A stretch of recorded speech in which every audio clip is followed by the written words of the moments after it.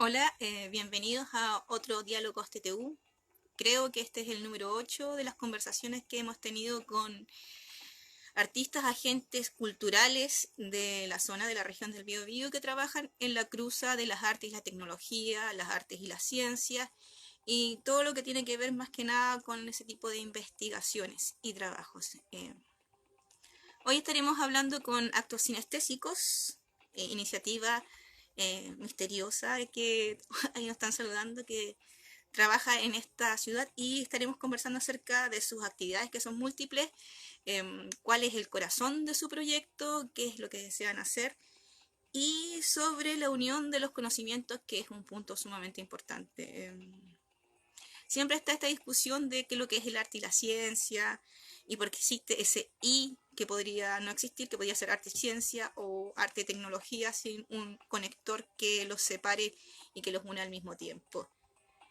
Y aquí un saludo que dice, pueden estar comentando, si quieren preguntar también pueden hacerlo en los comentarios ahí, como Motochorro que dice feliz día del OVNI. Bueno, las personas que están aquí.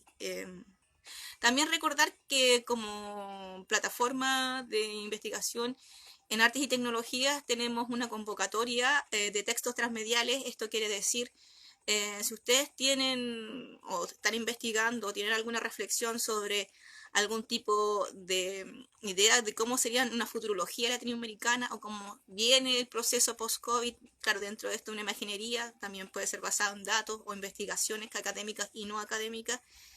Pueden buscar las bases y no sé si están todavía en esta misma plataforma. Bueno, ahí voy a estar yo conectando. Vamos a invitar a los chicos entonces de Actos Sinestésicos a conversar. Sebastián Parra. Y esperando. Hola. Hola, ¿cómo Buena, estás? buena. Bien, ¿y tú? ¿Qué tal? Hola, Seba. Susana, Ahora sí. ¿cierto? O Dora, como tú quieras. Dora. Me puedes. Buena, Dora. Susana. Yo soy el Seba. Seba, quisiera entonces que entráramos como en terreno de conversación para que empecemos a explicar, porque creo que hay hartos anillos que sacar de esto de Actos Hartos. Sinestésicos. Sí. Y Bastantes. que nos explicaras así bien técnicamente, como la ficha técnica del proyecto, cuándo comenzaron, cuántas personas son y cuál era el objetivo del inicio, porque igual los proyectos van cambiando a través del tiempo. Claro.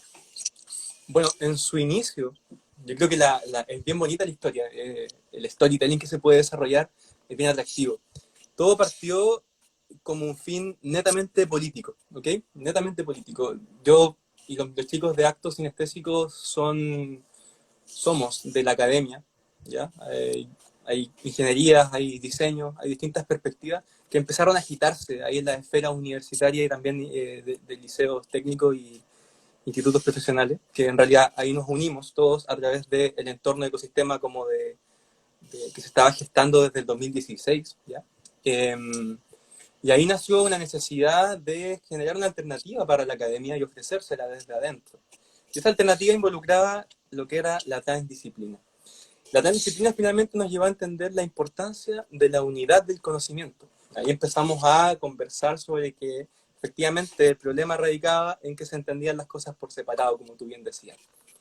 Y en ese camino, que finalmente no sabíamos dónde nos iba a llevar, nos encontramos con que, claro, está el arte, está la ciencia, pero hay un elemento unificador que es finalmente cómo el humano lo percibe, y dónde estas dos piezas se articulan como arte y como ciencia, qué engloban, qué, qué hay detrás de estos grandes bloques de construcción del pensamiento, de la perspectiva. Y lo que hay detrás, o unido o transversal, para nosotros es esta aparición de lo místico, de lo filosófico, de lo que quizás se pueda experimentar a través de un ejercicio de pensamiento, no sé, muy filosófico, o también una experiencia psicodélica, muy relacionada a lo psicoactivo. Entonces, este horizonte del ser humano que se ha vivido culturalmente desde el inicio de la humanidad, estamos hablando ya 10.000 más años atrás, incluso antes de Cristo, que podemos observar que el humano siempre ha tenido esta cercanía a lo trascendente, como de, claro, puedo ver, puedo sentir, puedo oler, puedo escuchar, me puedo deleitar con un tema de música, puedo perderme en un paisaje, entendiéndome desde mi perspectiva humana. Y ahí nacen las ramas del conocimiento, o al menos esa es nuestra perspectiva.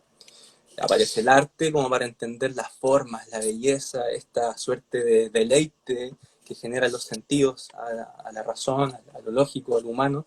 Y por otro lado tenemos lo científico, que quiere entender por qué ese paisaje es tal, por qué el árbol tiene esa forma. Entonces vamos a estudiar la genética, vamos a estudiar la botánica, y ahí empiezan a aparecer las cosas.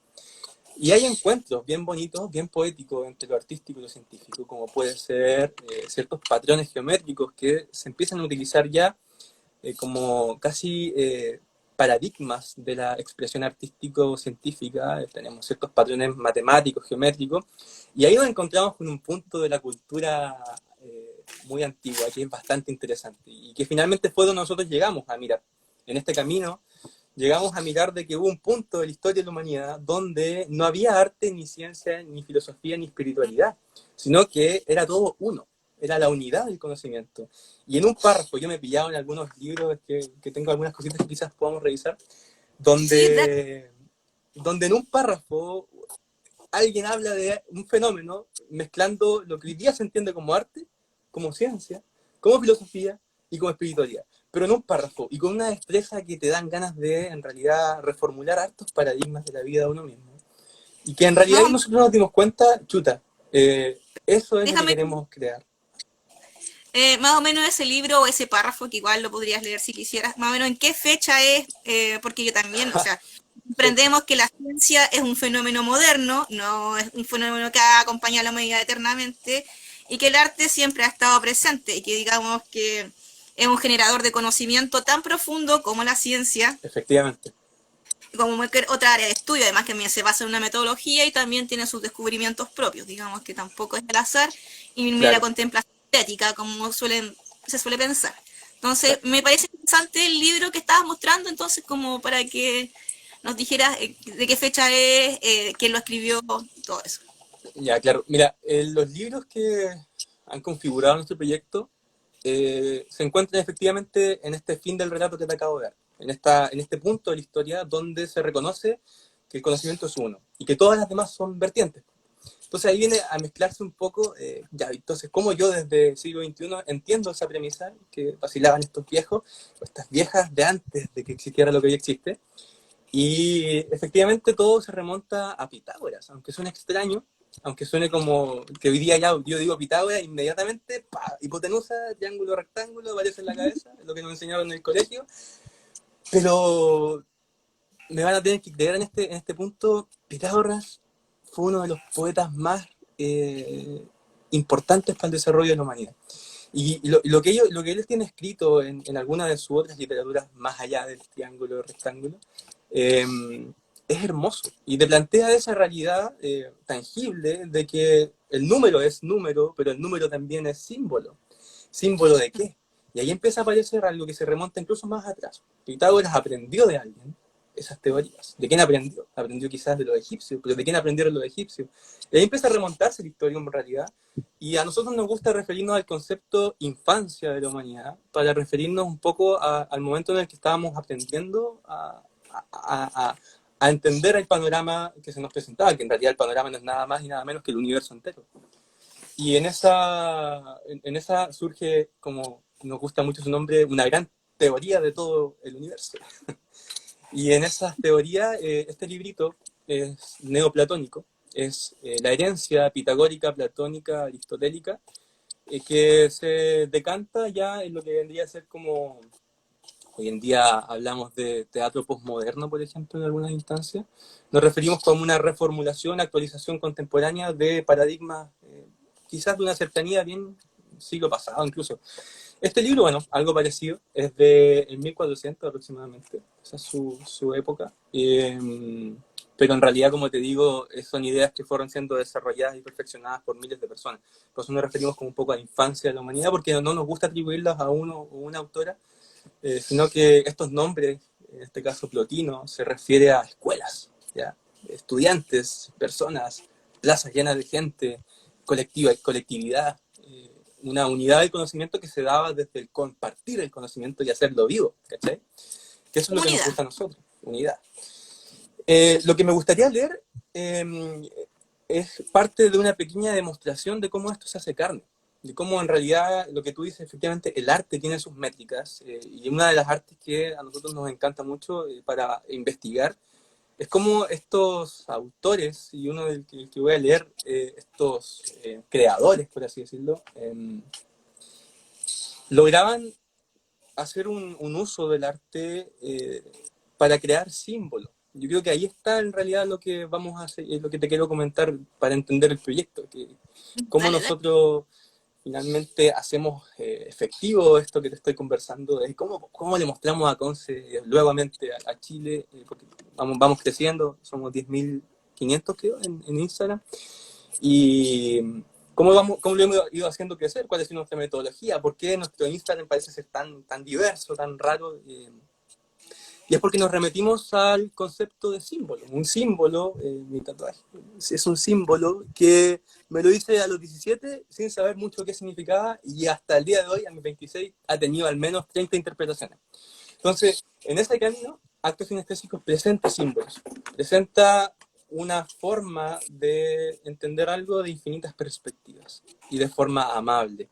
Y ahí viene como el camino que se ha construido. Nuestro proyecto antes de la pandemia se basaba en realizar encuentros culturales donde se presentara una arista del conocimiento desde una perspectiva artística, filosófica y, por qué no, también en algunas perspectivas místicas que podían estar rozando con lo espiritual y lo psicodélico. Entonces, así hemos ido construyendo estos encuentros. Yo creo que la palabra transdisciplinar le pertenece más a la academia, más que a nosotros. Por eso la unidad del conocimiento nos acomoda más. Así que ahí los invito a que revisen el Instagram, vean las fotos, para que se vayan armando una imagen. Pero yo creo que la mejor forma, y que se me ha hecho muy bien para que el proyecto se entienda, es con ejemplos, con una pequeña vivencia, con una experiencia que sea sinestésica. Y ahí viene el nombre, viene el por qué somos quienes somos. No sé si Claro. quieres preguntarme algo o agregarme algo antes de continuar. Me gusta cómo se ha ido dando el relato, entonces como para no interrumpir, y si quieres leer, me parece estupendo que lo hagas ahora, para que después entremos a conversar Ya. cosas puntuales respecto al proyecto, que está, como dices tú, bastante variado y interesante de ver en el Instagram, porque tiene varias historias distintas y pareciera que cada acto sinestésico que ustedes realizan o cada evento tiene una temática que claramente se podría ver individual, pero al momento de verlas todas juntas, como tú dices, está esta unidad del conocimiento. Entonces, Claro. dale. Ya, mira, bueno, algo que está en nuestra agenda en este momento es el trabajo del símbolo como elemento ilustrador interno para cada uno. Que acto sinestésico siempre se ha esforzado, siempre ha sido una de nuestras líneas de trabajo principales, en nunca ser una suerte de referente adoctrinante, sino que sea siempre desde la libertad. Desde cómo yo mostrándote algo, eres tú mismo quien desarrolla lo que quiere y puede llegar a ver en eso. Y para eso, bueno, se hace uso del arte, la ciencia, la filosofía y lo místico o lo espiritual. Hay un libro que me gusta mucho, que lo leí cuando era muy niño, que se llama El Silmarillion. No sé si ustedes lo ubican. Es un libro que es de Tolkien, ¿ya? Es previo a toda la historia del Señor de los Anillos. Es un recurso artístico magnífico. Es una poesía sobre lo que era el mundo antes de la historia que salió en el cine. Incluso antes de la historia del Hobbit. Y ahí está como lo entretenido de por qué lo elegí para leerlo ahora. Porque es un recurso artístico. O sea, podríamos entender esto como, no sé, un libro de filosofía. Esto puede ser, no sé, un libro de política, pues no sé, la portada se ve como un libro de política. Pero este de parada es una fantasía, es algo bonito, un trabajo artístico. Es, como dice la contratapa, asombra que una sola persona, en poco más de medio siglo, haya logrado convertirse en el equivalente creativo de todo un pueblo. Entonces, el libro parte con un relato cosmogónico de cómo se creó el universo. Y ahí aparecen elementos que nos sirven para hablar de manera libre de esto. Yo les puedo leer cómo Tolkien interpretó la creación de las cosas, de un aspecto muy científico, pero al mismo tiempo muy artístico, pero al mismo tiempo él se mete sin miedo en lo místico y en lo espiritual, porque sabe que es un trabajo artístico de su imaginación, y no le intenta proponer como nada más que eso. Y ahí está la belleza, porque tú lo puedes leer y es como, wow, realmente esto nutre mi forma en la que yo voy a mirar la luna llena, que es como en 2 días más, ¿cachai? Entonces, finalmente, en ese sentido, va fertilizándose la posibilidad de acercarnos a lo trascendente. Y ahí está la belleza de lograr esto. Voy a leer esta interpretación y después voy a pasar a mostrar unas sorpresas que tengo acá para hacer esto más didáctico, ¿ya? Son cositas muy bonitas, quizás hay algunas personas que ya los reconocieron, pero son pequeños elementos artísticos de un artista penquista que lo voy a mencionar cuando llegue el momento, pero va a ser para que todo esto sea bien dinámico, el ejemplo de qué somos se entienda a través de la experiencia. Y el texto dice así, ¿ya? Lea, escúchelo sin quedarse en lo, ¿cómo se llama esto? Sucio que algunos conceptos puedan tener. Y tratemos de verlo como un producto artístico, ¿ya? Como un pequeño cuento que escucharon, no sé, en la radio antes de quedarse dormido. El capítulo parte así, se llama La música de los Ainur. Y el libro dice, en el principio estaba Eru, el único, que en Arda, o en la Tierra, como se llamaba en El Señor del Anillo, es llamado Ilúvatar. Y el primero hizo a los Ainur, los sagrados, que eran vástagos de su pensamiento. Y estuvieron con él antes de que hiciera alguna otra cosa. Y les habló y les propuso temas de música. Y cantaron ante él, y él se sintió complacido. Pero por mucho tiempo cada uno de ellos cantó solo, o junto con unos pocos, mientras el resto escuchaba. Porque cada uno solo entendía aquella parte de la mente de Ilúvatar, de la que provenía él mismo. Y eran muy lentos en comprender el canto de sus hermanos, pero cada vez que escuchaban, alcanzaban una comprensión más profunda y crecían en unisonancia y armonía.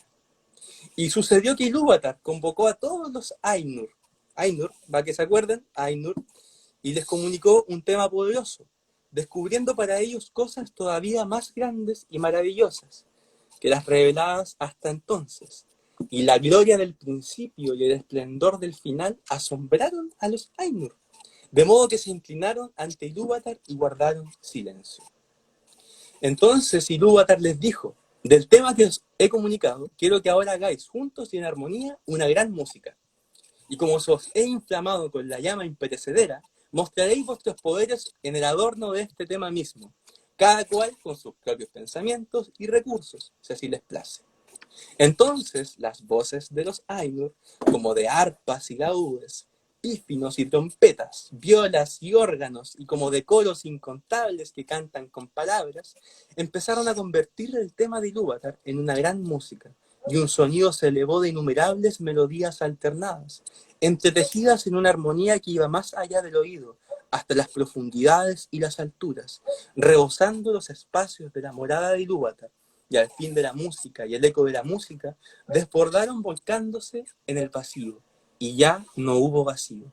Nunca desde entonces hicieron los Ainur una música como esta, aunque se ha dicho que los coros de los hijos de Ilúvatar harán ante él una música todavía más grande, después del fin de los días. Entonces los temas de Ilúvatar se tocarán correctamente y tendrán ser en el momento en que aparezcan, pues todos entenderán entonces plenamente la intención del único para cada una de las partes y conocerán la comprensión de los demás. De esa forma termina la primera página del Silmarillion, que es este libro que habla de la mitología del Señor de los Anillos, es decir, el símbolo de lo que ocurrió antes, y por ende lo plantea como algo imposible de comprender completamente. Y en este mundo de fantasía, Tolkien lo que hace es presentar la posibilidad de lo infinito, ¿ya? Es decir, que claro, la historia que todos vivimos y disfrutamos, y claro, Frodo y toda la cosa, en realidad estaba ocurriendo dentro de un contexto que tenía una profundidad infinita, y que en realidad la perspectiva de esa historia era una forma muy acotada de entender el mundo. Y plantea la necesidad de que exista algo trascendente, de este mundo de lo invisible. Y ahí aparece en estas páginas, en esta poesía, mucho de lo que se interpretó en este mundo ya en el que estamos nosotros dos, los que están viendo el en vivo. Que la filosofía históricamente se ha referido a estos mismos conceptos. ¿Qué es la luz? ¿Qué es el sonido? ¿Qué es el todo? ¿Cómo fue que desde el todo salieron las ideas que configuran la materia?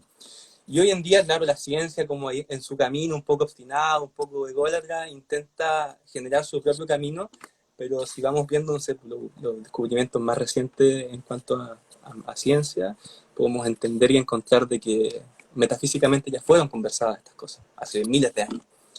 Y ahí viene, sí, pues ahí viene un poco de esa belleza, de cómo el cosmos ha sido interpretado por grandes eminencias, tanto del género masculino, femenino, y también una infinidad de seres que han logrado dar su aporte al desarrollo de la humanidad.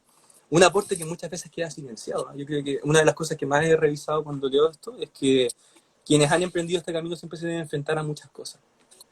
Ya, pero antes de alejarme mucho del texto que leí.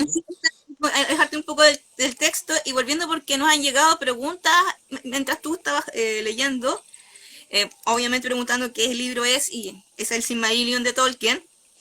Y nos están preguntando cosas de cómo la metodología de trabajo y eso, entonces, para que entremos después en terreno de actos sinestésicos como tal. Claro, de hecho, podemos pasar inmediatamente porque lo que les leí fue, podría decirse que en realidad es todo lo que había que decir. En esa página pequeña se habla de este horizonte invisible, que en realidad es una estructura de ideas, ¿ya? Que lo que se presenta aquí es un sistema filosófico, pero con poesía. Al mismo tiempo, un sistema filosófico configura la forma en la que vamos entendiendo la ciencia y el arte también. Y eso se reduce a símbolos. Lo que yo les mostraba son símbolos, son los sólidos platónicos. ¿Ok? Este es el hexaedro, el tetraedro, el dodecaedro, el icosaedro, octaedro y la esfera. Falta uno, pero no importa por ahora. Se parecen un poco a los dados de rol, yo cuando los vi pensé, Sí, se parecen harto. Y en realidad, esto está muy conectado a lo que acabo de leer. De hecho, los vástagos del pensamiento del todo son estos. En la metafísica, ya sea pitagórica, sea Plotino, sea Platón, Aristóteles, quien hayan estado jugando con esta masa invisible que es el universo en sus cabezas, ellos, uno de los acuerdos a los que llegaron fue a que en estos pequeños símbolos se podían encapsular todas estas fracciones de una supuesta mente universal, de una forma de entender el cosmos como un patrón autorreplicante, y que claro, como me llegaba a pasar a mí, wow, soy el universo. De ahí vienen muchos de los clichés de hoy en día, como somos el universo experimentándose a nosotros mismos. Bueno, agarrémonos de esas bellas ideas que han sobrevivido de forma bien indigente o dañada con el tiempo, y vamos viendo a dónde nos lleva esa cuerda. Vamos viendo dónde nos lleva esa cuerda, y esa cuerda nos lleva a que si estás en ese camino, te vayas a pillar quizás con este texto y vaya a decir, wow, aquí hay una belleza interesante. Y vaya a seguir agarrando la cuerda y vaya a llegar quizás a un texto de filosofía y te das cuenta que chuta, lo que primero fue artístico y que llamó a mis sentidos y me hizo sentir, lo seguí y me encontré con que es también algo filosófico. Y lo seguí un poco más y me di cuenta que en algún punto de la historia también se le asoció a cosas científicas. O sea, esto para la cultura antigua era una forma de entender el universo y sus formas. Para ellos, el tetraedro, que quizás muchos lo conocen como una representación de lo que era el fuego, pero era mucho más en ese tiempo. El fuego como elemento de trascendencia, el fuego como elemento de purificación, el fuego como elemento de dirección hacia arriba, por la pirámide. Bueno, y además que son artefactos fumatorios, ahí vamos a explicar un poco eso, la verdadera sinestesia, nada, mentira. Pero, y por ejemplo, el hexaedro, que curiosamente la ciencia hace poquito ya ha empezado a reconocer que molecularmente estas formas también aparecen. Yo soy ingeniero en biotecnología, no lo digo mucho, no me gusta decirlo porque se esperan muchas cosas que no me gusta cumplir, pero yo he visto estas cosas molecularmente, o sea, son anillos, son asociaciones moleculares que finalmente hacen la fotosíntesis, hacen la hemoglobina, la vida, pero no es nuevo, ¿cachai? O sea, hace miles de años ya estaba esa idea de chuta. Si es que algo es sólido, es material y es de la Tierra, algo tendrá que ver con el cuadradito. Entonces empezaron a englobar las grandes partes del universo en símbolos. Este es el más especial, que para ellos, y aquí tocamos con Da Vinci, tocamos con grandes del Renacimiento, que esta típica foto, no sé si me saldrá de los brazos así del Da Vinci para el humano. Uh-huh. Esa fue la interpretación de Da Vinci de los sólidos platónicos y empezamos a analizarlo así. De cómo en realidad el conocimiento, claro, que nació en Platón, que nació en Aristóteles, era netamente científico y explicaba la naturaleza del humano.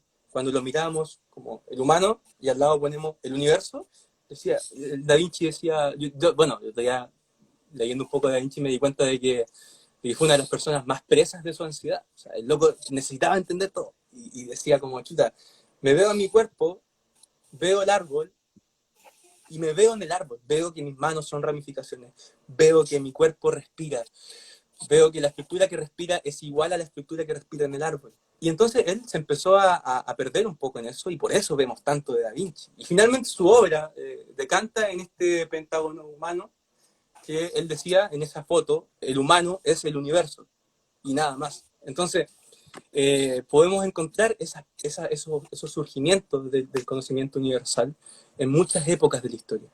Hoy en día, Pero obviamente, también. una acotación pequeña, claramente te lo puedo decir así como del conocimiento universal, pero del conocimiento occidental. Digamos que también hay una franca área del conocimiento oriental que también ha estado investigando eso desde Claro. su propia, por así decirlo, 5.000 años de cultura ininterrumpida de observación acerca de la naturaleza, el humano y el universo, cómo estamos todos interconectados. De alguna Así otra es. manera, por ejemplo, la filosofía del Tao. Exactamente. Buscar un camino. De hecho, como para darle una unión a lo que acabas de decir, estas figuritas lindas que te acabo de explicar que tenían que ver como con muchos de personajes del occidente, nacen y se encuentran en una teoría oriental. De hecho, podríamos decir que el occidente agarró esto y lo empezó a interpretar. Y que finalmente, yo sé que es una palabra muy rara, si la escuchan, estamos hablando ya con mucho cuidado del concepto. Estos son consecuencias de lo que la cultura oriental llamó flor de la vida. O sea, en alguna parte de ese misticismo que intentaba explicar el universo como una gran flor en constante florecer, que era la flor de la vida, si uno sigue estos procesos geométricos místicos que se están generando, y que son muy científicos por lo demás, o sea, ese es el propósito de Alto Sinestésico, que desde la misma sociedad nos empecemos a resignificar estos conceptos.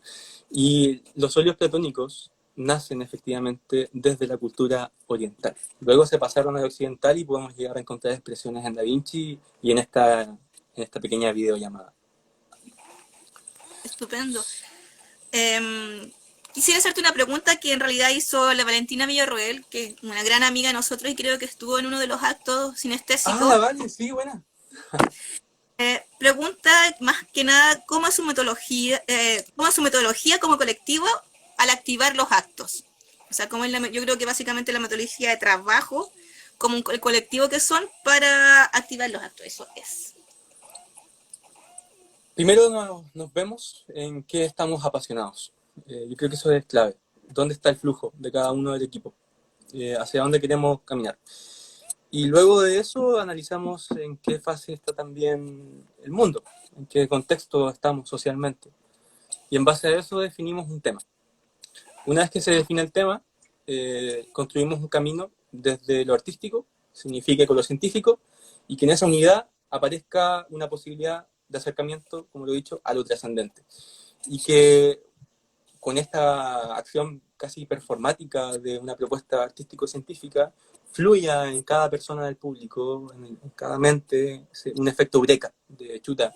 Fue tan hermoso esta mezcla de lo lógico, de la mente con el corazón, como está nuestro logo. Yo sé que son clichés, pero se puede entender desde ahí en este momento.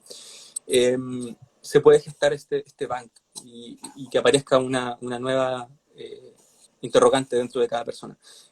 Esa es lo más complejo de hacer un acto sinestésico, que es encontrar a quién vamos a pedirle que haga eso.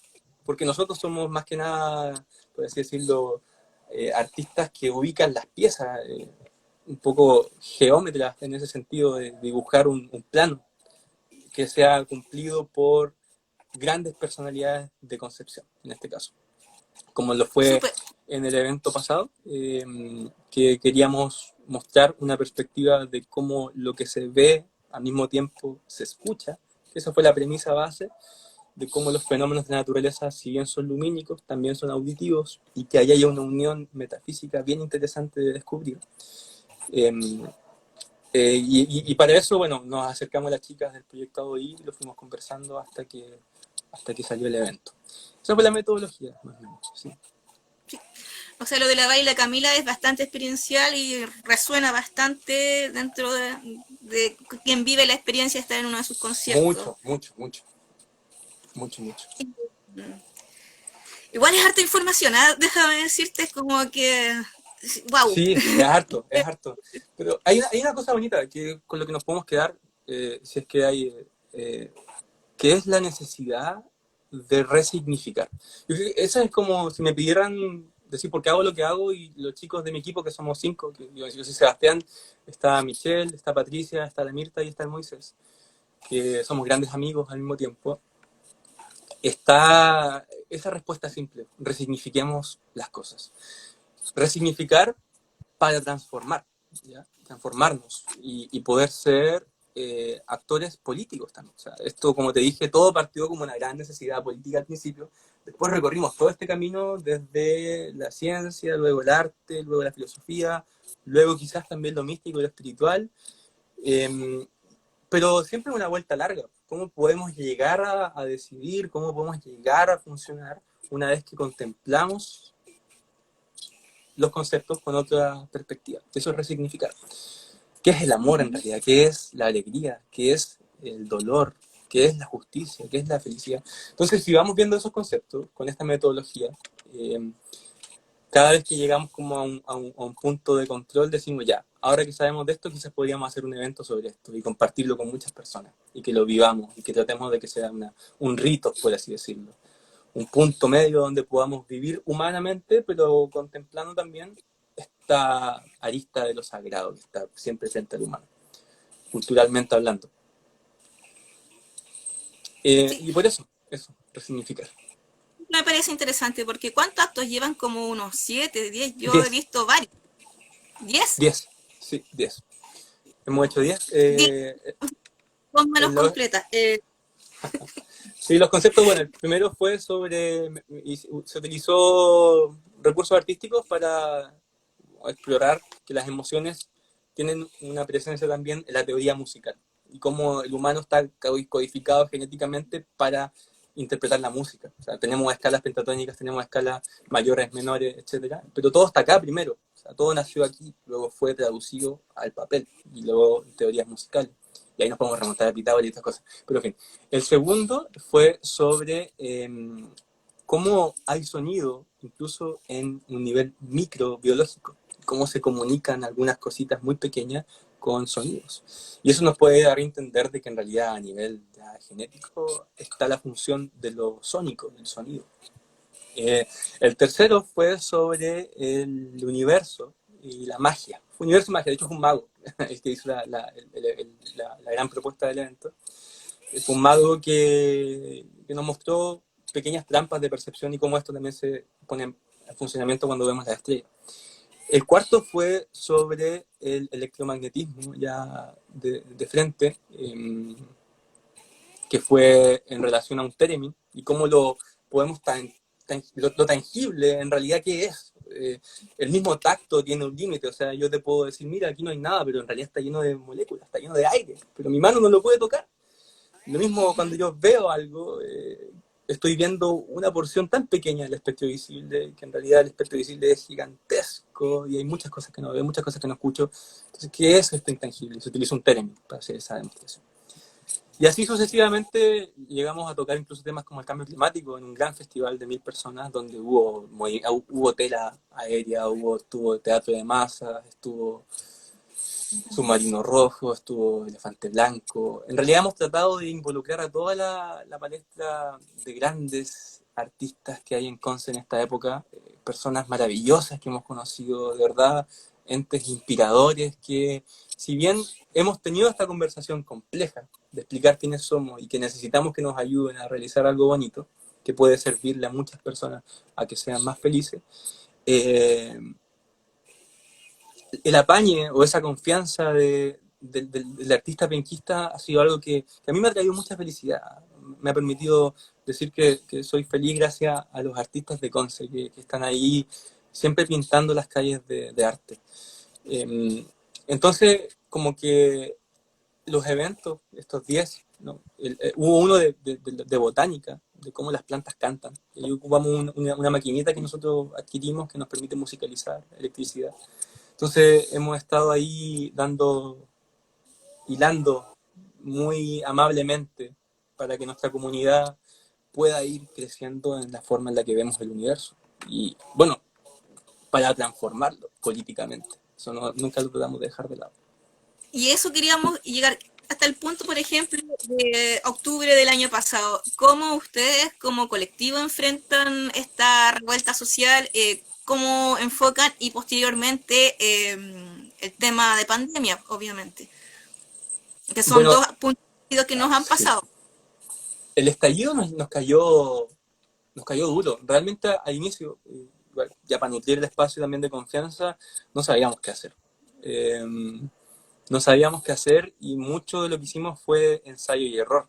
De hecho, en uno de los primeros en vivos que hacíamos en las marchas, hasta me llegó un perdigón en pleno en vivo. Entonces fue como ya, en realidad quizá es un camino donde podemos aportar artísticamente, quizás no tan en primera línea, y empezamos a desarrollar una suerte de contenido web que pueden encontrar en nuestro Instagram. Hay una gran franja de contenido referente al estallido, y que estuvimos participando activamente. Y todo decantó en una gran intervención artística que realizamos en las calles de Conce, donde pegamos 500, ¿cómo se llama esto? Serigrafías, de una serie que llamamos, ¿cómo se llamaba? La normalidad es su miseria. Entonces, la serie se llamaba La normalidad es su miseria, y en el cuadrito de adentro decía, como el formato meme que dice la normalidad es su miseria, y al medio tenía una imagen conceptual. Eran 5, estaban divididas equitativamente, creo que eran como 133 cada una, creo, que era sobre la FP, era sobre educación, CAE, era sobre infancia en el Sename, y además era de la salud mental. Y en esas 4, nosotros hicimos una intervención llamada La normalidad su miseria, y pueden pillar un video bien bonito en nuestro Instagram, porque le dimos una perspectiva sinestésica, que me gustaría explicar en este punto porque creo que se puede entender mejor. Eso fue un acto, una acción de sinestesia. Eso es un acto sinestésico, es una voluntad que se concreta para que alguien pueda tener una disonancia mental, que se unifiquen dos perspectivas, que lo que estás viendo además suene, que lo que estoy sintiendo con mi sabor además se huela. Y eso es sinestesia, la mezcla, ya sea por razones biológicas o poéticas, de un fenómeno que se pueda percibir de dos formas de manera simultánea.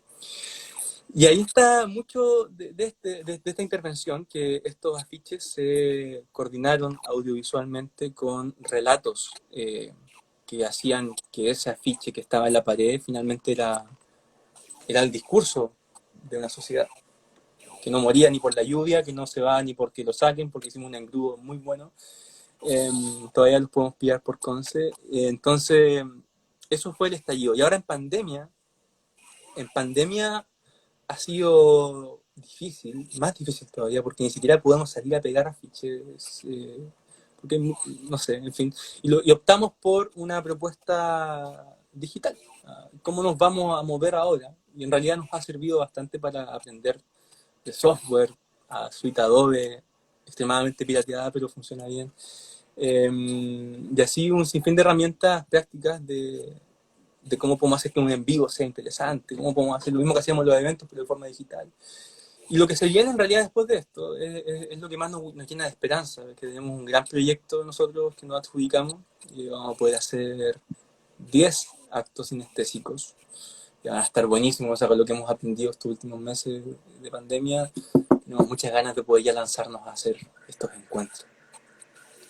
Pero, o sea, terminada pandemia, ustedes esperan hacer 10 actos más durante el próximo año.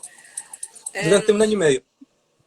Ustedes se autofinancian básicamente porque, por ejemplo, para hacer un festival de 1000 personas uno necesita mover bastantes cosas, entonces creo que hay un input no solo del equipo que está trabajando, sino de todo lo que rodea al equipo de trabajo central para poder llegar a realizar. Entonces, ¿cómo va eso?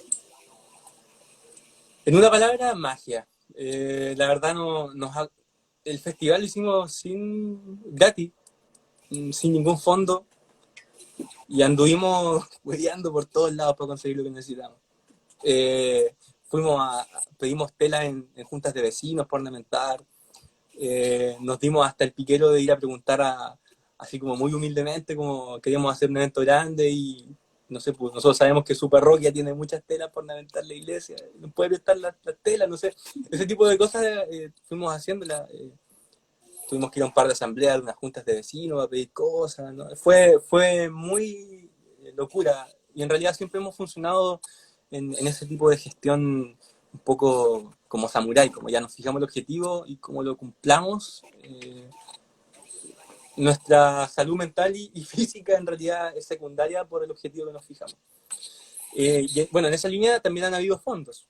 Nosotros partimos todo este proyecto, yo fui de la federación del 2017-18 de la Universidad de Conce, y ahí, haciendo todo mi análisis de cómo podemos hacer el aporte de la academia, planteé dentro de mi vocalía de ciencia y tecnología, la oportunidad artística de este tipo de eventos, ¿ya? De cómo podemos mezclar lo científico. Entonces, como que podía financiar aspectos básicos como el pago de ciertos carritos de comida o tener implementos para hacer una experiencia audiovisual ahí con tecnología, arrendar un par de equipos, etc. Entonces así fuimos partiendo y luego ahora, bueno, en la Universidad del Biobío tuvimos una muy buena recepción, nos han financiado 4 eventos y también nos dieron ahí dinero para hacer el festival que hicimos, ¿ya? Que fue en la Universidad del Biobío.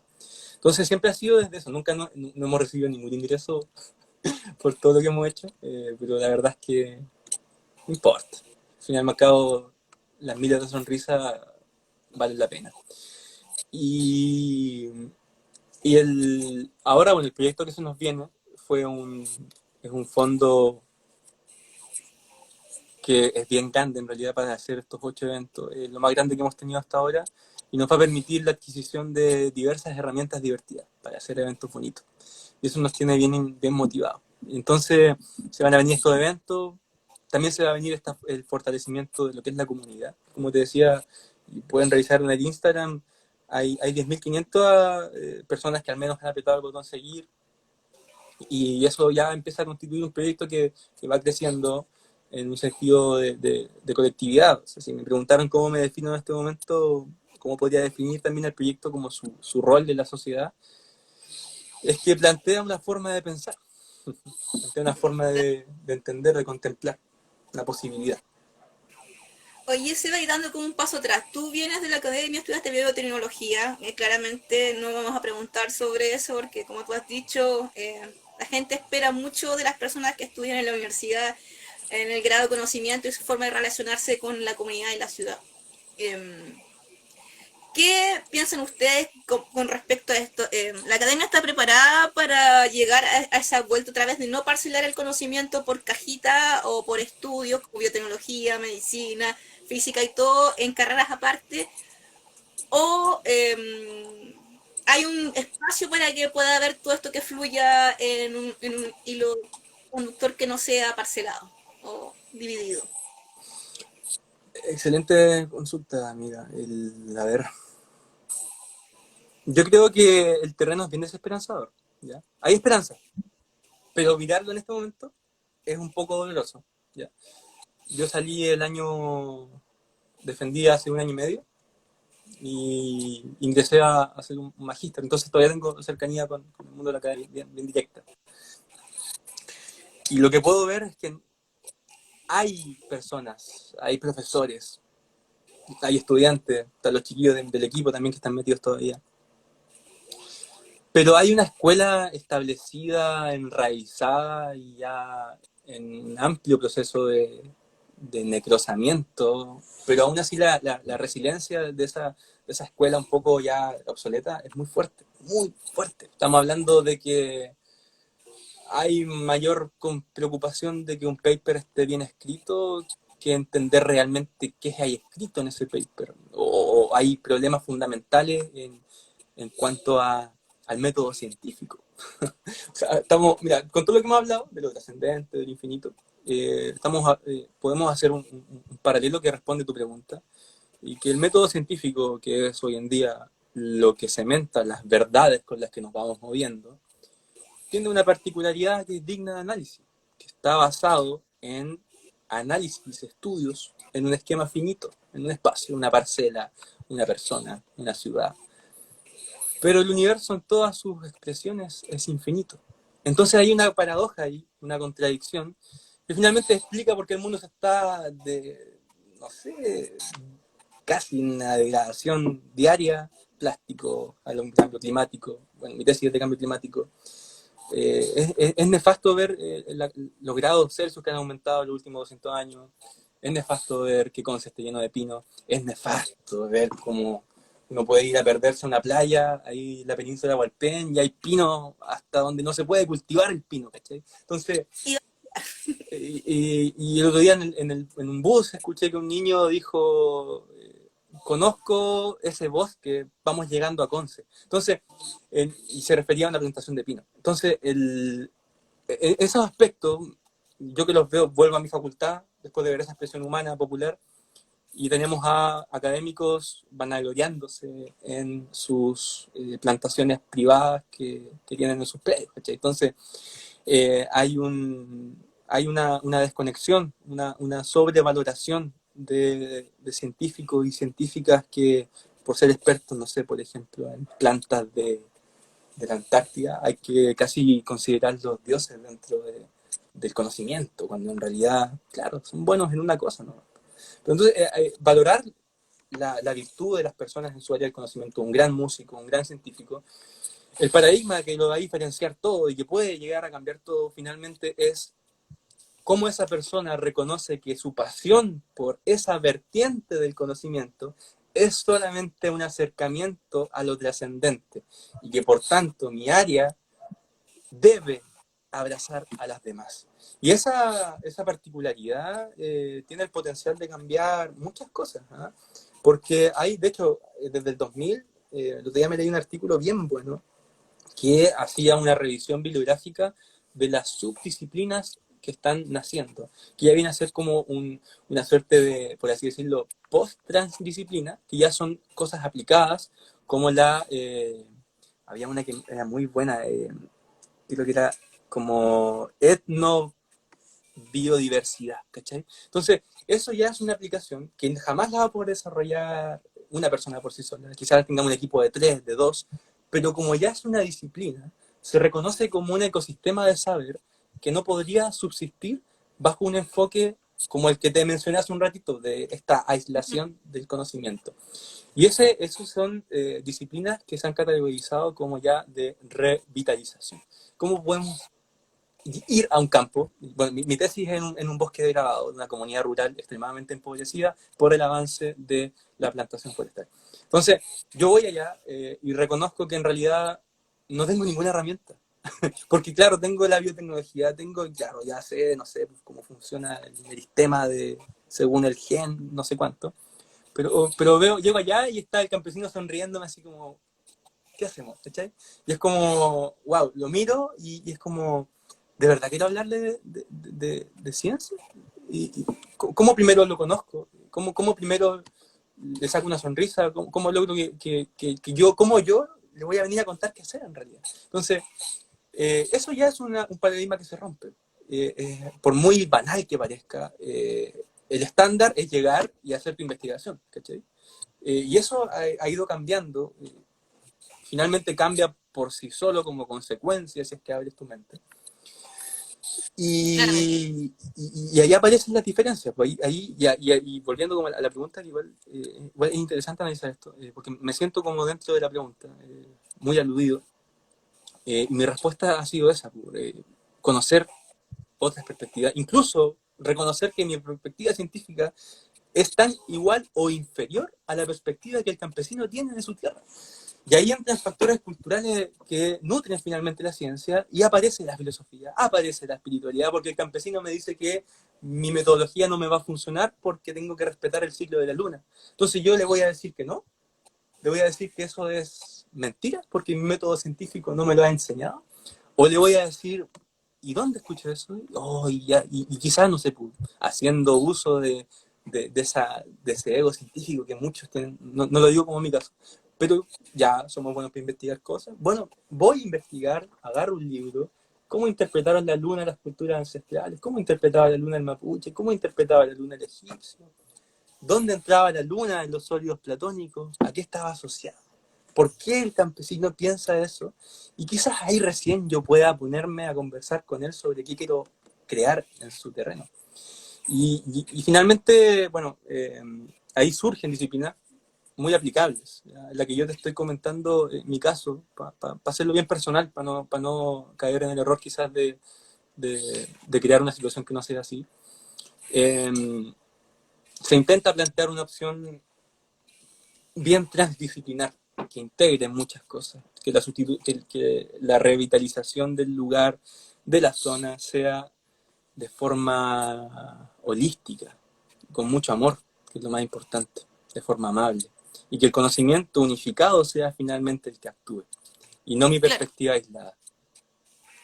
Hay una pregunta, y bueno, como para redondear tu idea, las universidades carecen, bueno, aquí en Concepción, como de un laboratorio que en el fondo un alumno, por ejemplo, de tu carrera pueda estar en artes visuales con ciertos ramos, o una persona de artes visuales pueda estar en tu carrera o en física, o así, o esa misma relación que puede haber dentro de la comunidad universitaria, que casi no existe, con la comunidad que está fuera de la universidad, como es este campesino que hablas tú, en el cual tampoco se comprende porque tú vas con una misión de sacarle cierta información para tal y cual cosa.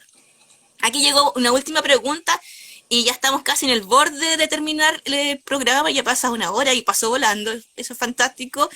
Y es de la Valentina nuevamente y pregunta esto, dice, para entender más sobre la propuesta de actos, ¿cómo entiende la responsabilidad que tiene el Estado respecto de los artistas que hacen investigación y creación en su rol cultural y social?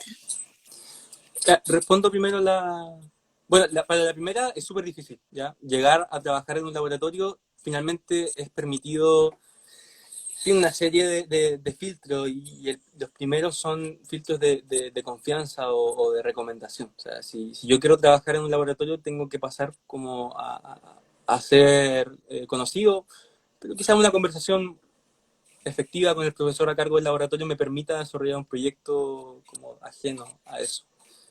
¿Ya? Es una posibilidad, ¿ya? No es fácil, pero se puede. Yo, por ejemplo, estudié biotecnología, pero estoy haciendo mi tesis en una cosa muy humanista y relacionada como al trabajo del bosque, ¿ya? Como un ente integrado.